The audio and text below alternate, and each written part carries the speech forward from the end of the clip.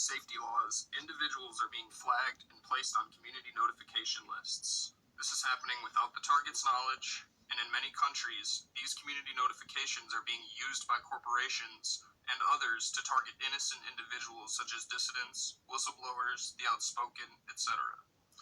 In conjunction with these notifications, corporations and others are in some cases using a practice that was used in the former Soviet Union called the psychiatric reprisal.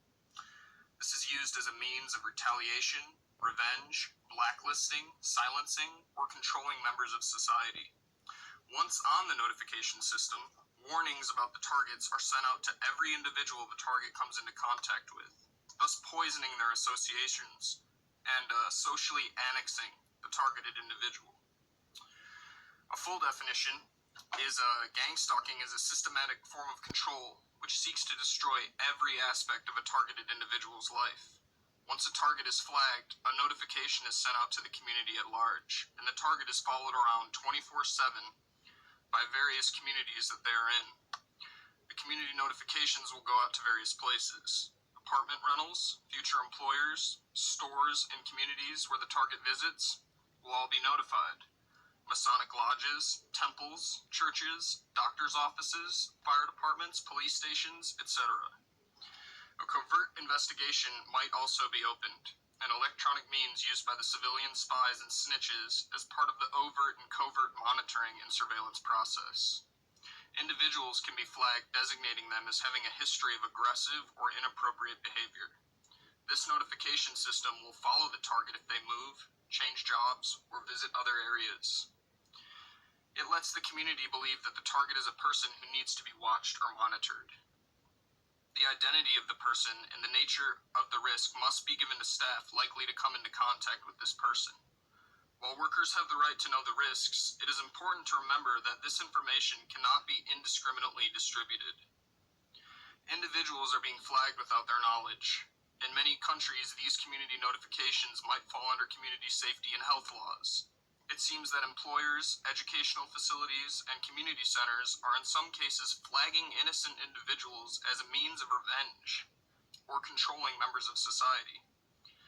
Maria Buffa, a former salaried employee in the personnel department at Ford World headquarters in Dearborn, Michigan, said she too was sent to a psychiatrist after she filed a sexual harassment complaint in February 1999 against a female coworker.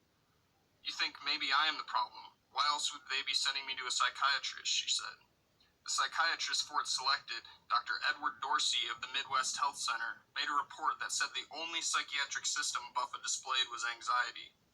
Dorsey's report said that the referral came from Ford's medical department and was at least in part due to her complaints of the sexual harassment. He also noted that the Ford doctor who referred Buffa cited a couple of incidents. She was seen yelling at someone, and she had shown up at a fitness center, quote, wearing less than the usual amount of clothing for that physical activity. In April 1999, Buffa's boss fired her for the good of the company, she recalled being told. The process begins when the individual is then placed under overt and covert forms of surveillance. Everywhere the targeted individual goes, their name is flagged. In a big city, this could mean that thousands upon thousands of people are getting a notification about the target. The person is followed around 24/7. Foot patrols and vehicle patrols are used to follow the individual around as part of the monitoring process. During these patrols, a one-handed sign language is used to assist the citizen informants with communicating to each other. They will use this to silently communicate to any business the target enters or other areas. Gang stalking is experienced by the targeted individual as a psychological attack that is capable of immobilizing and destroying them over time. The covert methods used to harass, persecute, and falsely defame the targets often leave no evidence to incriminate the civilian spies. It's similar to workplace mobbing, but takes place outside in the community. It's called gang stalking because groups of organized community members stalk and monitor the targets 24/7. Many targeted individuals are flagged, harassed, and placed under surveillance in this way for months or even years before they realize that they are being targeted by an organized protocol of harassment. What happens during the monitoring and surveillance is very similar to what happened to many innocent individuals in the former East Germany or activists and dissidents in Russia. Many innocent people in the former East Germany would be targeted by the state, and then their friends, family, and the community at large would be used to monitor, prosecute, and harass them. The same persecutions and harassments are now happening in democratic countries. Once a person is flagged or has a warning marker placed on their file, the community becomes hypervigilant, and within this structure there is a targeted and illegal protocol of harassment that happens. Electronic means are used to monitor, harass, and torture the target. When the target tries to describe what is happening to them, it sounds as if they have had a mental breakdown. The reality is electronic means are being used to make it appear if the target has had a breakdown. The system is the mosquito that is used in the UK to break up groups of unruly people, also known as LRAD. It creates a protective shield of high-pressure complex ultrasonic shock waves. The mosquito device is being considered for banning by the European Union because it infringes on the human rights of children. It produces a power field of ultrasonic shock wave energy. The frequency range is adjustable from 7 to 25 hertz and puts out about 140 decibels of sound. Intended for mounting to vehicles for potential crowd control applications. Also excellent for keeping out pests from gardens, and hearing protection is recommended when in use. Many of these devices are easy to access and almost impossible for an unaware target to describe in a credible manner without sounding as if they have had a mental breakdown.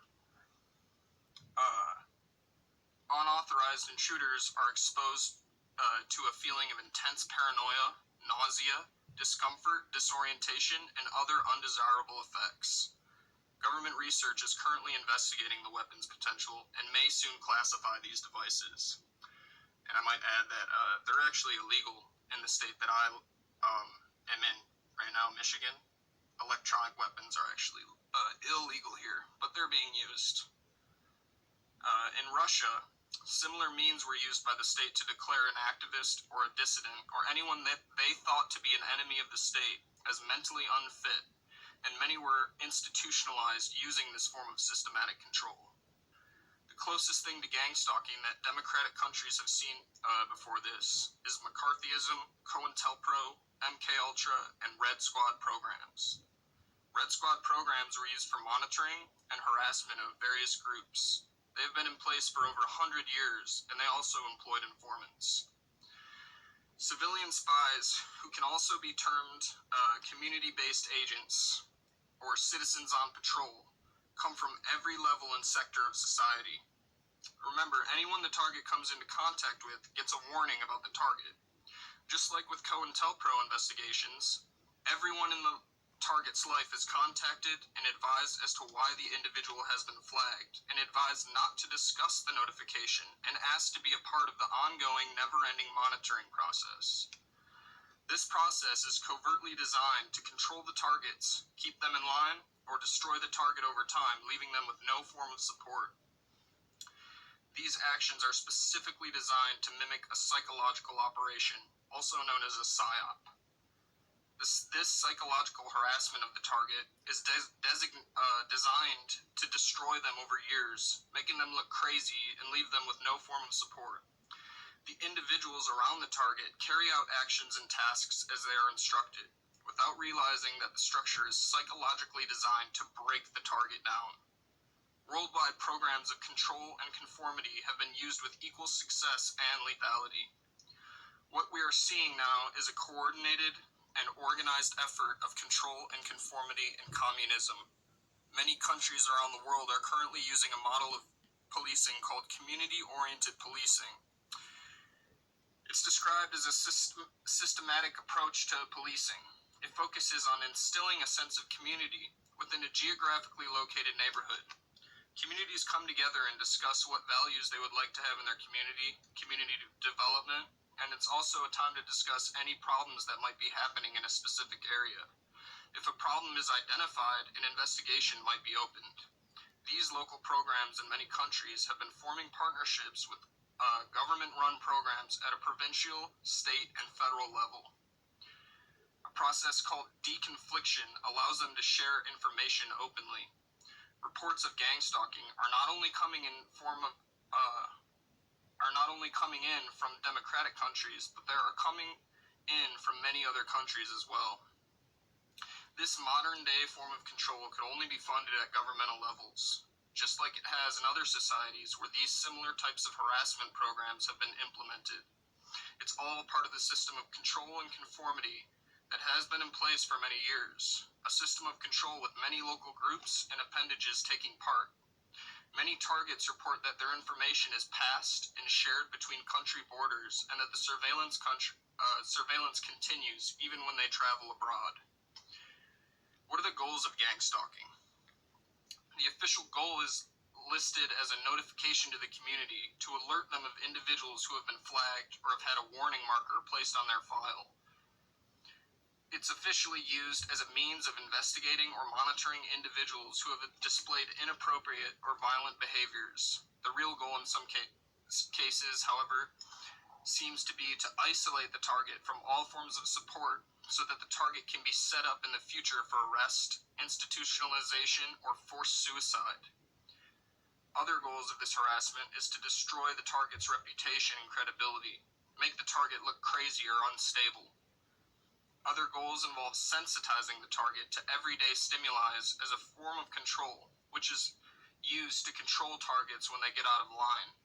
Once the target is sensitized, the citizen informants have an easier time identifying the targeted individual in public. The target sensitivity is most likely added to their file as a warning marker and a sign to watch for future reactions to. The structure of this type of notification makes the targets vulnerable. Once a community goes into monitoring mode, they unofficially work towards driving the target from the community. This can be done by making the target destitute. Secondary goals include making the target homeless, jobless, giving them a breakdown, and the primary goal seems to be to drive the target to forced suicide. This is the same thing that was done to targets of the Stasi and COINTELPRO investigations. It is a useful way of eliminating perceived enemies of the state. There are many names for this form of control and harassment. Under the gang stalking label, you will find other terms such as community mobbing, workplace mobbing, community stalking, stalking by proxy, organized stalking, cause stalking, multi-stalking, but it's all part of the same community notification harassment protocol. What many people do not realize is that gang stalking is just one appendage of this form of control. There are other forms of control used to repress and keep individuals in line. Other forms or appendages include, but are not limited to, mobbing, COINTELPRO, the buzzsaw, covert war, and electronic harassment. These are just some of the names being given to a very old game that is once again being played by the governments on their unsuspecting citizens. How are the targets chosen? Officially, targets can be flagged and investigated for suspected or reported behaviors. Unofficially, the targets can be chosen because of many other reasons. They can be chosen for political views. They can be chosen for whistleblowing. They can be chosen because they belong to a dissident anarchist movement. They can be chosen because they asserted their rights at work or filed a complaint. They can be chosen because they made the wrong enemy, were considered to be too outspoken, unwittingly investigated something that the state did not want investigated, signed a petition, wrote a letter, or they were deemed as a suspicious person by a civilian spy or snitch, and their names were handed over. It's becoming apparent that targets might be chosen for this form of control if they are not already in some way part of this controlled system. Many targeted individuals seem to be unaware of this community notification or flagging and monitoring system. Some targets also seem to be unaware that large chunks of our society are now being used as citizen informants. Who gets targeted? Targeting can happen to anyone in society. In the past, primary targets of programs such as COINTELPRO have been minorities. Targeting, however, can happen to anyone.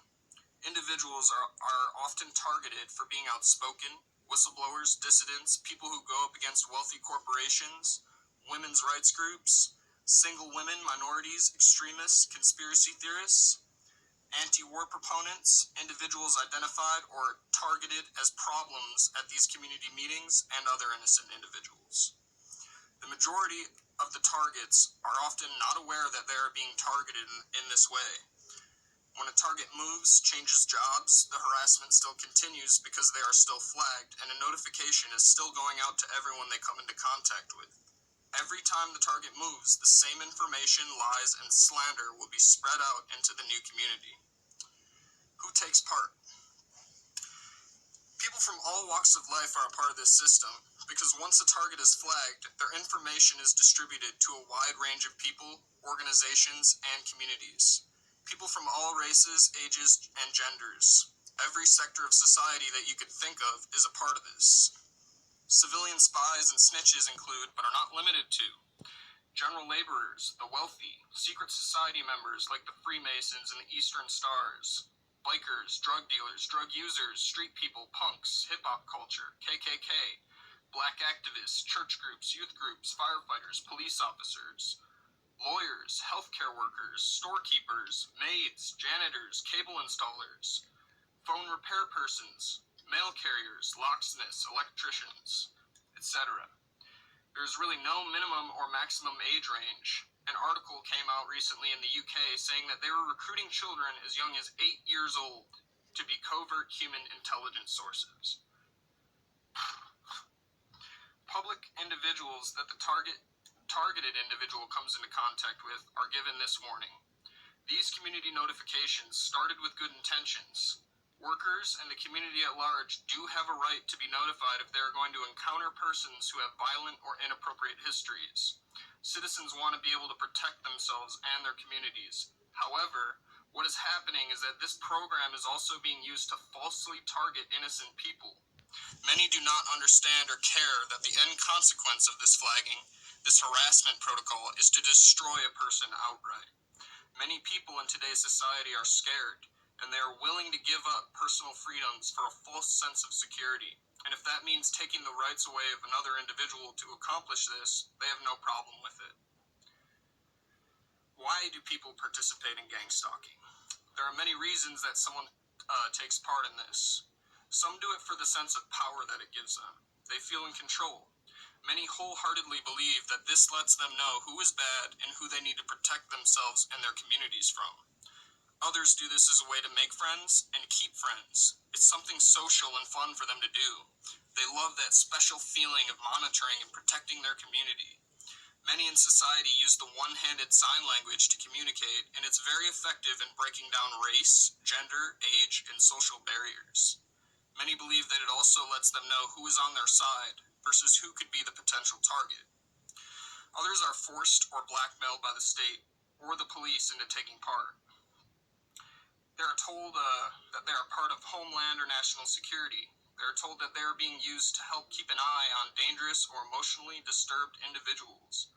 They see themselves as heroic spies for the state.